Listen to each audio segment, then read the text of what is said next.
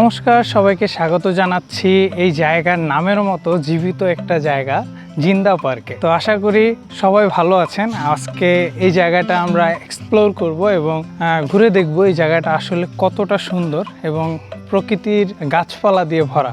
তো চলুন শুরু করা যাক আজকের ভিডিও।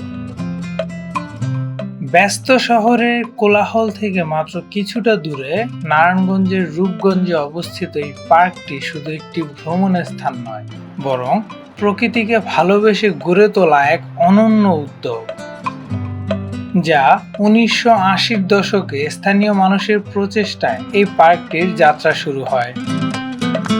আর আজ এই পার্কটি হাজারো মানুষের শান্তির ঠিকানা হয়ে দাঁড়িয়েছে। চারদিকের অসংখ্য গাছ, শান্ত জলাশয়, পাখির ডাক আর নীরব বাতাস, সব মিলিয়ে এখানে আসলেই মনে হয় প্রকৃতি নিজের হাতে একটি সুন্দর গল্প সাজিয়ে রেখেছে। এখানে শত শত প্রজাতির গাছপালা আর বিস্তীর্ণ সবুজ পরিবেশ মানুষকে কিছু সময়ের জন্য হলেও শহুরের ক্লান্তি ভুলিয়ে দেয়। জিন্দা পার্কের সবচেয়ে সুন্দর একটি বিষয় হলো এর নীরবতা। এখানে নীরবতাও কথা বলে। গাছের পাতার মৃদু শব্দ, দূরে পাখির ডাক আর হালকা বাতাসের স্পর্শ সব মিলিয়ে এমন একটা অনুভূতি তৈরি করে যা ক্যামেরায় পুরোপুরি ধারণ করা সম্ভব নয়। জিন্দা পার্ক এমন একটি জায়গা যে জায়গাটাকে শুধু দেখা যায় না, অনুভবও করা যায়। আজকের জিন্দা পার্ক যাত্রাটি শুরু হয়েছিল ঢাকার কুড়িল বিশ্ব রোড বিআরটিসি বাস স্ট্যান্ড থেকে। আর এখান থেকে জনপ্রতি 40 টাকা করে টিকিট কেটে আমরা বিআরটিসি নন এসি বাসে করে রওনা হলাম কাঞ্চন সেতুর উদ্দেশ্যে। কাঞ্চন সেতু যেতে যেতে আমরা উপভোগ করছিলাম 300 ফিটের সেই অপূর্ব সুন্দর দৃশ্য এবং সুন্দর রাস্তাগুলো। এই সুন্দর দৃশ্য উপভোগ করতে করতে কিছুক্ষণের মধ্যে বাস আমাদেরকে নামিয়ে দিল কাঞ্চন সেতুর একটু আগে অটো স্ট্যান্ডের সামনে। এই অটো স্ট্যান্ড থেকে জনপ্রতি 50 টাকা ভাড়া করে আমরা রওনা দিলাম আমাদের আসল গন্তব্য জিন্দা পার্কের উদ্দেশ্যে। আপনি যখনই জিন্দা পার্ক এরিয়ার ভিতরে প্রবেশ করবেন, আপনার মনে হবে আপনি আস্তে আস্তে প্রকৃতির সাথে মিলিয়ে যাচ্ছেন, কারণ আপনার চোখ যেদিকেই যাবে সেই দিকেই চোখে পড়বে এই প্রকৃতি এবং সবুজ সুন্দর গাছপালা। আর দেখতে দেখতেই আপনি পৌঁছে যাবেন জিন্দা পার্কের মেইন গেটের সামনে। আপনারা যদি জিন্দা পার্কে সকালের দিকে ঘুরতে আসেন, তাহলে গেটের বাইরে এই ছোট্ট হোটেলটি থেকে সকালের নাস্তা সেরে নিতে পারেন। আমরা সকালের দিকে আসায় আমরা এখান থেকে সকালের নাস্তা সেরে জনপ্রতি 150 টাকা করে টিকিট কেটে প্রবেশ করলাম জিন্দা পার্কের ভিতরে। আমরা এখন একটা সুন্দর পরিবেশের ভিতরে আছি। আপনারা আমার চারপাশে দেখতেই পাচ্ছেন। দেখুন, পাশে একটা মাঠও আছে, এখানে চাইলে আপনারা ফুটবল খেলতে পারেন আর কি। আর এখানে প্রচুর পরিমাণে গাছ আছে, যেখানে বসে আপনি কিছুক্ষণ রিল্যাক্স করতে পারবেন আর কি। আই নো আপনারা সবাই ঢাকা শহরে এই ইট পাথরের মধ্যে থাকতে থাকতে আপনারা বিরক্ত হয়ে গেছেন। তো আমার মতে আপনারা অবশ্যই একটু সাপ্তাহিক রিফ্রেশমেন্টের জন্য এরকম জায়গাগুলোতে আসতে পারেন। এখানে চারদিকে শুধু গাছপালা এবং অনেক আগের দিনের কিছু ভাস্কর্য আছে এখানে। এটার বয়স কেমন হবে সেটা জানি না, বাট দেখে মনে হচ্ছে অনেক পুরানো। এখন আমরা আরেকটু ভিতরে যাব। এখানে সুন্দর একটা মেসেজ দেওয়া আছে, ফিরিয়ে দাও সেই অরণ্য, লও এ নগর। সুন্দর একটা মেসেজ দেওয়া আছে। চলুন আমরা এই বনের ভিতর দিয়ে প্রবেশ করি এবং এক্সপ্লোর করি এখানের যে নীরবতা এবং প্রকৃতির সাথে মিশে যাওয়ার যে একটা অনুভূতি, সেটা ফিল করি। এখানে একটা রেস্টুরেন্টের মতো রয়েছে, হয়তোবা রান্না বান্না চলছে দুপুরের গেস্ট যারা এখানে প্রবেশ করেছে তাদের জন্য। আর দেখতে পাচ্ছেন আমার চারপাশে শুধু গাছ আর গাছ। Wow, nice.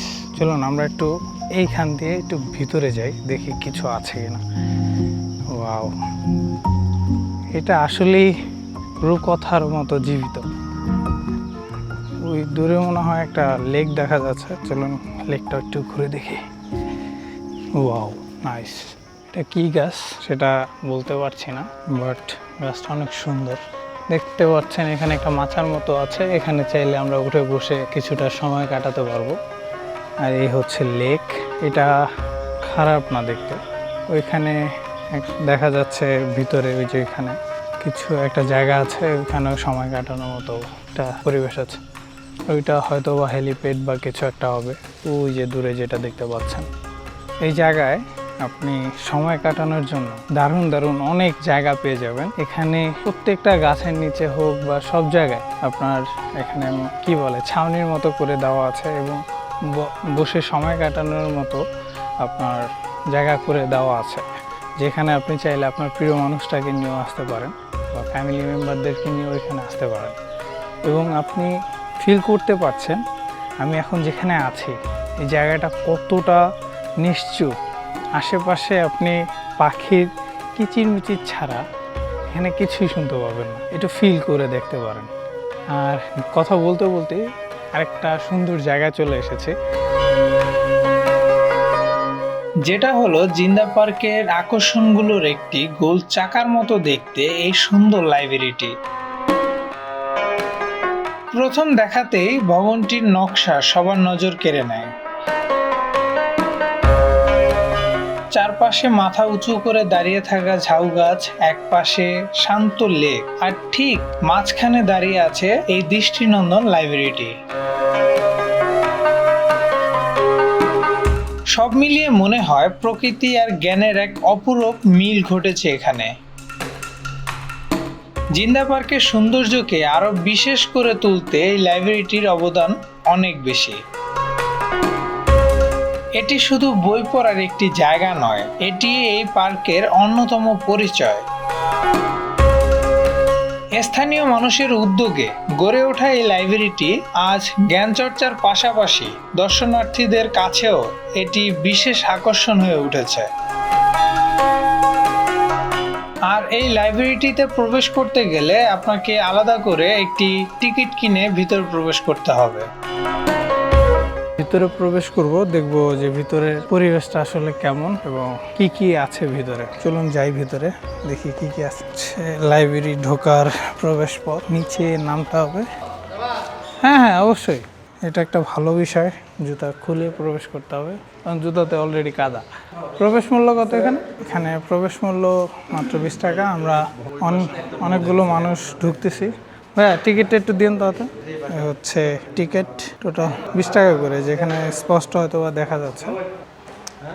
দোতলার দিকে উঠতে হবে।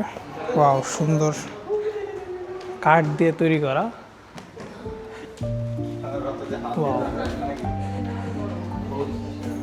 নাইস।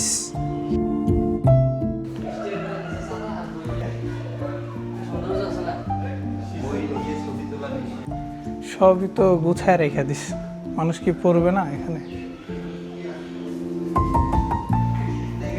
হ্যাঁ, একটা জিনিস ভালো, এখানে আপনি চাইলে বসে কিছুক্ষণ রেস্ট নিতে পারবেন। এই যে তার বাস্তব নমুনা। চলুন আমরা একটু উপরে যাই, দেখি উপরে কি আছে। লাইব্রেরিতে জোরে কথা বলা নিষেধ, এর জন্য বলছি না। সব কিছুই গুছিয়ে রাখা। ওয়াও, এটা মনে হয় অনেক বড়। দেখি কত উপর পর্যন্ত ওঠা যায়।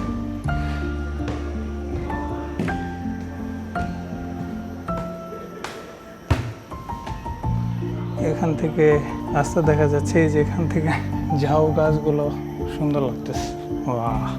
Wow, nice. এটা ভালো লাগছে আমার কাছে, কি সুন্দর গোল করে বানিয়ে রেখেছে। চলুন আমরা একটু উপরেও যাই।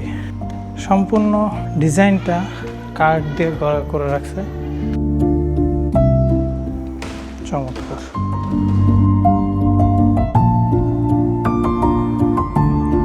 এই লাইব্রেরিটি আসলে অসাধারণ সুন্দর এবং নিরিবিলি একটি জায়গা, যেখানে বসে আপনি শান্তিময় কিছু সময় কাটাতে পারবেন। এবং চাইলে সাজিয়ে রাখা বুকশেলফ থেকে বই নিয়ে এখানে বসে পড়তেও পারবেন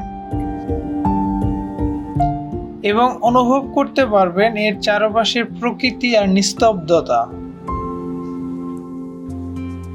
এই লাইব্রেরি ঘোরা শেষে আমরা বেরিয়ে পড়লাম জিন্দা পার্কের প্রকৃতির মাঝে হারিয়ে যাওয়ার জন্য।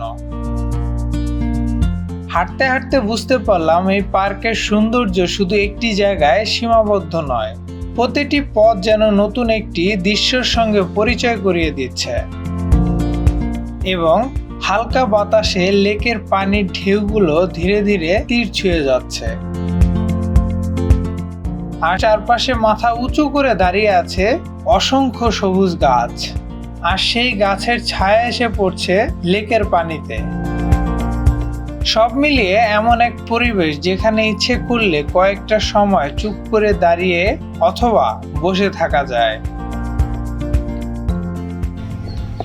কি সুন্দর মনোরম পরিবেশ, এটা ভাবা যায় ঢাকা শহরের কাছেও এত সুন্দর পরিবেশ আছে। বলুন তো, যদি নাই ঘোরাঘুরি করা হয় তাহলে খুঁজে বের করাটা আসলে খুব কষ্টকর একটা বিষয়। এই ঢাকার ভিতরেও সত্যিকার অর্থে প্রকৃতিতে ঘেরা এত সুন্দর জায়গাও থাকতে পারে। আপনারা এখানে আসলে সিরিয়াসলি বলতেছি আমি, আপনার যত অশান্তি, ঢাকার এত গরম, সব কিছু এভরিথিং শান্ত হয়ে যাবে। কারণ এখানে আসলে আপনি গাড়ি না পাবেন হর্ন, না পাবেন মানুষের কোলাহলের যে আওয়াজ, না পাবেন হচ্ছে অশান্তি। এখানে আসলে শুধু পাবেন একটা জিনিসই, সেটা হচ্ছে শান্তি আর শান্তি। আর পাবেন হচ্ছে প্রকৃতির যে ভালোবাসা, এই একটা জিনিস, এটা মাস্ট পাবেন। আমরা এখন যাচ্ছি এই সুন্দর পার্কের ভিতরে একটা ঘরের মতো দেখতে পাচ্ছি। আমরা একটু সেটা এক্সপ্লোর করি, দেখি আসলে এটা কেমন দেখতে, এটা আসলে কি জিনিস। গাছগুলা দেখছেন কত ভালোবাসা দিয়ে জড়িয়ে রেখেছে। আর এটা হচ্ছে দুলনির মতো। না, রিস্ক নিব না। হ্যাঁ, এখানে তো মনে হয় মানুষও থাকে রিসোর্টের মতো। এখানে আসার পর আপনাদের আর কিছু ভালো লাগুক আর না লাগুক, এখানকার যে গাছপালাগুলো আছে না, এগুলো আপনাদের কাছে সত্যিকার অর্থে অনেক বেশি ভালো লাগে। কারণ এই পার্কটার ভিতরে শুধু মাত্র গাছে ভরা, আর কৃত্রিমভাবে আমার হাতের এই পাশে কিছু হচ্ছে লেকের মতো বানায় রাখছে, সেগুলো সুন্দর। কিন্তু আপনাদের দেখানোর চেষ্টা করছি আমি কিছুক্ষণ আগে।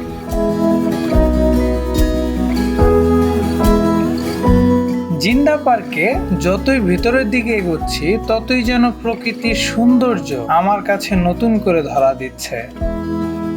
চারদিকের অসংখ্য সবুজ গাছ, শান্ত লেক আর ছায়া ঘেরা পথ, সব মিলিয়ে পুরো পরিবেশটা যেন চোখের পাশাপাশি মনকেও শান্ত করে দিচ্ছে।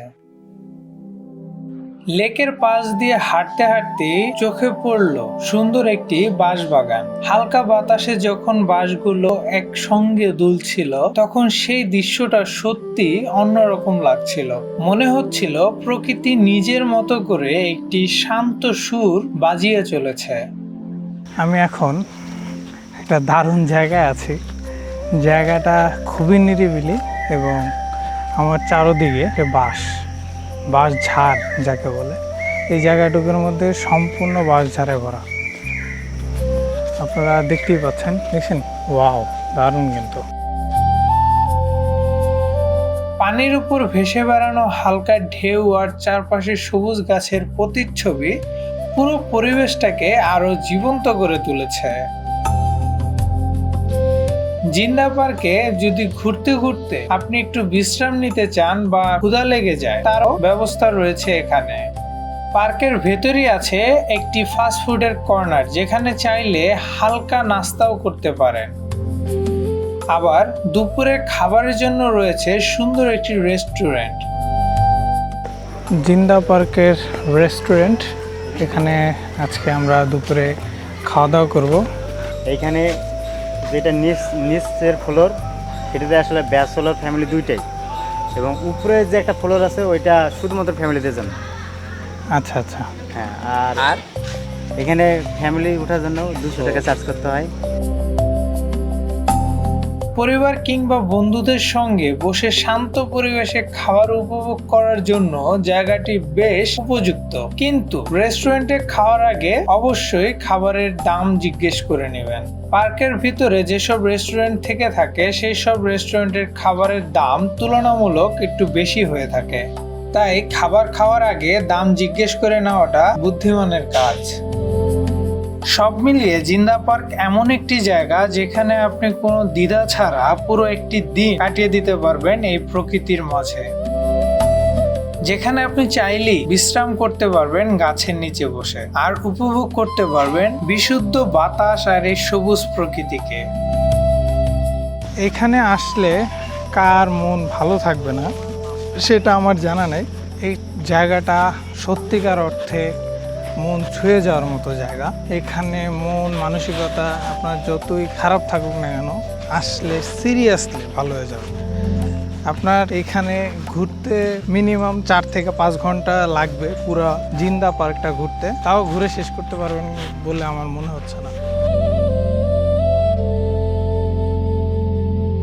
এই পার্কে আপনার নজর কাড়ার জন্য আরো রয়েছে কিছু ঐতিহ্যবাহী মাটির ঘর, যা আমাদের গ্রাম বাংলার পুরনো দিনের জীবনযাত্রার কথা মনে করিয়ে দেয়। টিনের ছাউনি আর মাটির দেয়াল দেখে মনে হয় আধুনিকতার ভিতরেও আমাদের শিকড়কে এখানে খুব যত্ন করে ধরে রাখা হয়েছে।